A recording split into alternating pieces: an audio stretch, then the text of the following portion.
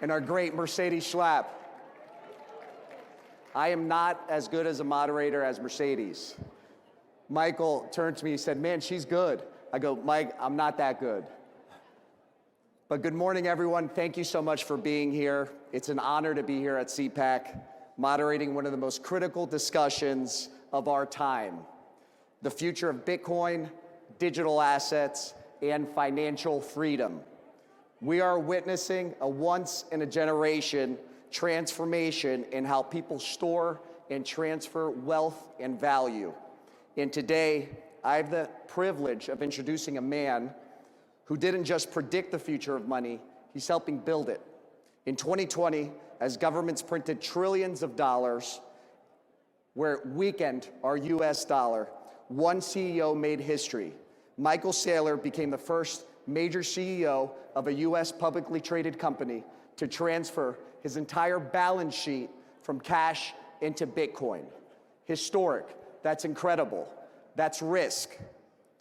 He is the largest single corporate holder of Bitcoin in the world, owning 478,740 Bitcoin, now worth 48 billion. Michael just didn't talk about Bitcoin, he bet on it, he built on it, and he led the way for corporations, investors, and people like me and you to invest and remain sovereign. He remains one of the most influential voices in financial and technological history, proving that Bitcoin isn't just an investment, it's a revolution that America has to dominate. Please join me in welcoming one of the most fearless and financial minds in our future, a champion of digital freedom and a trailblazer, Michael Saylor. Well, thanks for the intro. I'm really excited to be able to address this group today because I think that Bitcoin represents the most powerful technology force for conservatism in the world. And I don't know that that's fully appreciated, but Satoshi, many years ago, had this vision for sound money and sovereign money via technology, via modern cryptography, modern semiconductors, the modern internet. And that idea of giving economic power to the individual in the face of the overwhelming power of the collective, when you feel like the government's against you, the banking system against you, the currency is against you, big tech is against you, when you're the little guy, when you're struggling for freedom and struggling in the face of overwhelming power, you need some advantage. And Satoshi created this network that's based on two principles. One principle is integrity, and the other principle is sovereignty. The integrity, we all know, is there'll never be more than 21 million Bitcoin, and that's enforced by millions and millions of computers and hundreds of millions of people everywhere in the world that believe it's not okay to lie, cheat, or steal. It's not okay to distort the truth. There is a truth. There is a universal common ledger that no one can tamper with, no one can corrupt, not a nation state, not a company, not a politician. And that idea of a censorship-resistant, unstoppable version of the truth was a first in human history. It was a first. And then the second idea is sovereignty. It's like, well, if there is a truth, can you own it, right? So with Bitcoin, the idea is you can own a Bitcoin and you don't have to trust a bank with it. You don't have to trust the city with it. You don't have to leave it in the custody of a big company. You can take self-custody. So we oftentimes say, what do you own? The only thing you own are your memories. Everything else in this world that you own at the pleasure of someone more powerful than you, and they can take it away from you via force. What they can't take away from you is your experience and what's in your head. And the brilliance of Satoshi was, what if we could put all of the money in the world into the heads of the people? What if what you knew was the password to unlock all of your wealth or protect it, and nobody else could take it away from you. And that's a profound shift, because what Satoshi did was gave us a network where hundreds of millions of people can own and control their economic energy in a censorship-resistant, unstoppable fashion. And that was an idea worth nothing for a year, and then it became worth $1 million, and then it became worth $1 billion, and then it became worth 10 billion, and then it became worth 100 billion. And when MicroStrategy, now Strategy, got in the business about 4 years ago, it was worth 150 billion. And today it's worth 2 trillion. And at that time, you were a software company, and you saw this as an opportunity, a different opportunity. We were a software company, and we were staring at a quick death or slow death or take a risk. And you know, when the COVID lockdowns took place and the interest rates went to 0, we had to decide, were we going to sell the company, throw in the towel, or could we find a way out? And this is the challenge that 40 million companies in America have, which is, if you're not one of the Magnificent Seven, if you're not Apple or Google or Microsoft, how are you supposed to compete in a world where trillion-dollar companies have all the power, big banks have all the power, big government has the power? And Bitcoin offered us the way out, because if you recapitalize a company on Bitcoin, you're not slave to the bank, you're not slave to the currency, you're not slave to the local politician that tells you what you can do and how you can use your money. Instead of having the central bank take interest rates to 0 and keep them there forever, right? Bitcoin gave us a 60% return every year, because the Bitcoin interest rate is set by a global decentralized system of capital flows. So my company was able to save itself when we switched from Bitcoin, from the US Treasury or the bond to Bitcoin. Our market cap increased from $1 billion to 100 billion.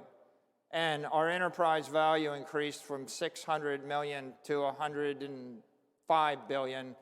And we went from a $500 million company growing 0% a year, competing against a monopoly, Microsoft, where it's hopeless, to a $50 billion company growing 60% a year that's part of the digital economy. So I feel blessed, and we are very fortunate, but that really motivated me with a mission. And what I realized is Satoshi gave us a way out of our conundrum. Satoshi gave us a strategy that makes a small company big and powerful, that makes the individual more powerful than the state, that turns the power balance between the collective and the individual on its head. And the secret to that is this powerful worldwide network that puts the individual first, that's uncorruptible, that anybody can join, that gives you unfettered, uncensored property rights. Well, to that point, I had spent the last couple days preparing for this and had a list of questions for Michael. And about 10 minutes before we sat down on the stage, and he goes, let's talk about why Bitcoin is conservative. Let's talk about why this is your coin and this is your industry. So, Michael, how is Bitcoin conservative? Why should it be important to this audience, the largest conservative conference in the world? Bitcoin literally represents the conservation of energy in cyberspace.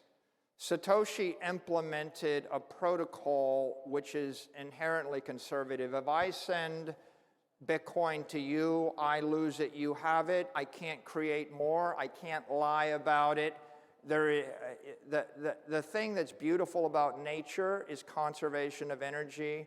Conservative is based on natural law. It's based on the idea that if you just make something up which isn't true, you'll be punished. And the Bitcoin network represents that innate integrity and truth. So You know, if you think about the world today, there's just an inherent force. There's a struggle between capitalism and socialism, between people that believe in freedom and free markets and those that believe in central planning and collectivism. And if I'm a socialist, I want to take away your guns and your money. And Bitcoin is money that they can't take away. Like, what freedom do you have if you have all of your money in a bank that can freeze it? What freedom do you have if you have your money embedded in a currency where someone can print 4x more of it without your approval and debase it to zero? What freedom do you have if you own real estate in a city where the mayor can put rent control on it or expropriate it, or the governor can tax it away from your family? What freedom do you have if all your wealth is in a business where the government can tell you can't operate, shut down your pipeline, tax your employees, tax your income, regulate your product? And the answer is, you only have conditional freedom until the government changes and they just take away that freedom. And then when they take away your wealth, when they take away your economic power, they're going to starve you to death, and then you've got nothing. So Bitcoin represents putting your economic wealth in cyberspace. It's beyond the reach of the mayor, beyond the reach of the governor, beyond the reach of any nation state, beyond the reach of any other company that would do you harm. It is the first time in the history of the human race that you can bind economic energy tightly to an individual, to a family, to your company, and you don't have to ask permission to have economic wealth, to have money. And you don't have to live in fear that someone gets up on a morning and just takes it all away from you to power you down. And so if I am conservative, I want a family, I want a company, I want freedom. Well, how are you going to pay for it? And if you live in a country like Venezuela and the currency goes to zero, you're going to be begging for food next week. Wouldn't it be great if I could take the wealth of my family and put it into a network that no one can loot, no one can corrupt, and at the end of the day, I don't want to gamble my future. I don't want to take my life savings and gamble in the stock market. I don't want to take my life savings and gamble that the mayor of the city won't just take my property away from me. I actually just want to own the wealth. I want to own my money. And Bitcoin is a way for you to convert your capital into digital capital that will last 1,000 years. Your country will be, your company, your country, or your family will be wealthy for generations to follow. You don't have to live in fear. And when you don't have to live in fear, when you have economic independence, you can actually stretch your time horizon out, and you can build an institution, you can build your family, you can build a life for yourself.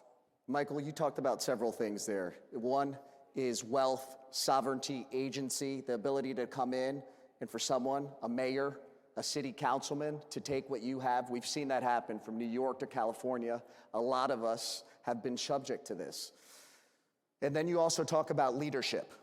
We have President Trump. We have the greatest leader our nation has ever had. He's compared to George Washington. People love him. We love him. He sees Bitcoin, he sees the digital asset industry as an exceptional opportunity. How can America ensure its dominance moving forward? You know, this nation became great because of the Louisiana Purchase. We bought a third of the country from Napoleon for a few $1 million. Then we purchased Texas and California from the Mexicans for a few million more. Then we purchased Alaska from the Russians for a few million more. We didn't even know there'd be $1 trillion of mineral rights underneath Alaska when we purchased it. They called it Seward's Folly. But what I'm describing is manifest destiny. If you want to create a great nation, you have to build it on valuable property. You have to know, where is all the money headed? Where is the future? When we bought California, we didn't know there'd be a Hollywood. We didn't know there'd be a Silicon Valley. No one really considered. In 1867, we didn't have a petroleum industry. And so where is the money headed in the future? The money's headed to cyberspace. Bitcoin is property in cyberspace. The manifest destiny of this country is to own cyberspace. And I think that President Trump understands the value of owning scarce, desirable property. If we go to cyberspace and we buy Bitcoin and the nation embraces Bitcoin, then all of the capital in the world, all of the Chinese money, all the Russian money, all the European money, all of the money from the 20th century, the money invested in a Siberian warehouse, the money invested in fill in the blank, anything you could possibly own in Africa, all of that capital is flowing into cyberspace. It's going from physical to digital. It's flowing from the 20th century to the 21st century. The 21st century is going to be a billion AIs thinking 1,000,000 times a second. And what are they going to be using to move their money around? They're going to use digital money because they can't get a bank account. They can't get a credit card. I have to approve my wire transfers from my bank once a week. It takes about 20 minutes, and they ask me on the phone whether the money should move. It's a good problem. What's 478,740 Bitcoin, Michael? The computers. We don't feel too bad, is what I'm trying to say. Yeah, I get it. But my point we've been doing it that way for 50 years. And if you look at the way the digital economy is going to run in the 21st century, it's going to be 1 billion computers thinking 1,000,000 times a second, moving assets at the speed of light. Bitcoin represents digital capital. That network is $2 trillion today. It's going to be $20 trillion in 4 to 8 years. It's going to be $200 trillion in 20 years. Then it's going to grow faster than every other asset in the world. It's going to continue to grow. The United States should own it, right? Is that the conversation? Talk to us about the U.S. Bitcoin reserve. Everyone, and we've heard a couple other coins being yelled out by the crowd, and people want to know, are we going to have a U.S. Bitcoin reserve, and when is that going to happen? The way to think about Bitcoin is it's the most powerful digital network in the world. It is cyber power. If you want to dominate the next 100 years, just like the last 100 years is based upon dominating sea power, fire power, air power, space power, nuclear power. You want to dominate cyberspace. You want cyber power. It's the unstoppable network that no one can corrupt. And the use of the unstoppable network, among other things, is hundreds of trillions of dollars of capital moving from point A to point B. But the other use of the network is I can send a message which is unstoppable, and I can store information that is unstoppable, and I can prove beyond a shadow of a doubt the authenticity of an instruction or a document. No country, no company, no individual, not 1 trillion computers can corrupt that message. So if you want to own the future, you want to own cyberspace. How do you own cyberspace? You own Bitcoin, and then you run the Bitcoin networks. You mine Bitcoin, you own Bitcoin. President Trump understands property. He understands the value of Greenland. He understands the value of Alaska. He understands the value of oil rights. He understands drill, baby, drill would be impossible if we didn't own the land, right? He understands American dominance. And land is physical property. When I run electricity through semiconductors and I create a wall of encrypted energy, I create digital property. Bitcoin is digital property. You should own it. Your company should own it. Our nation should own it. It is the future. In your perspective, how soon do you think we're going to be buying Bitcoin and have within our U.S. reserve?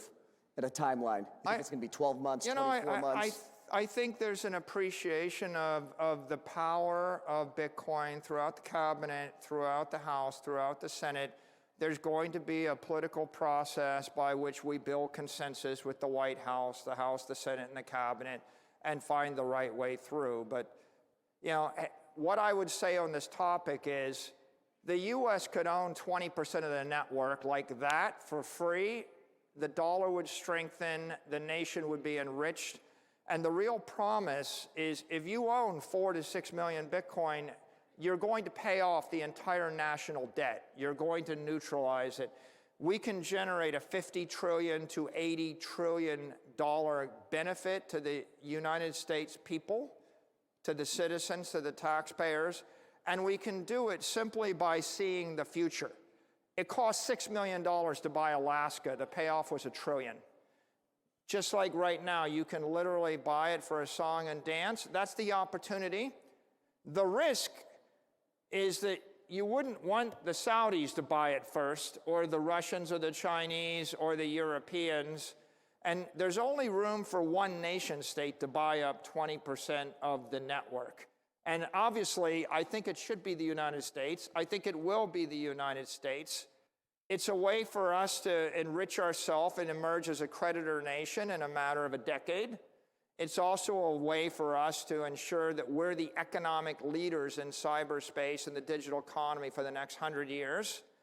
And if we do that, every one of our allies will follow us, and then all of our enemies will end up having to buy into the network once it passes 10 or 20 million a coin, and they will enrich us. And we saw that just yesterday. President Trump was in Miami, and he was talking about Bitcoin. The Bitcoin reserve is a touchy subject. A lot of people want to know what other coins within the digital asset industry are going to be involved. The U.S. does not just hold just gold and oil within our reserve. It holds up to 27 other trace minerals, and so we're completely diversified. Do you see room for another digital asset to be included in the Bitcoin reserve or the U.S. financial reserve system? I think the key thing to keep in mind right now is that Bitcoin is a commodity. It is an asset without an issuer. There is no company, no individual, no country, no entity that can corrupt it. It has reached escape velocity. It has gotten to the point where it is basically a freedom virus, a truth virus, a monetary virus. It has been embraced by $1 trillion of smart money. That is, $1 trillion of real money has been invested in the network. It is 99% of the digital power on Earth.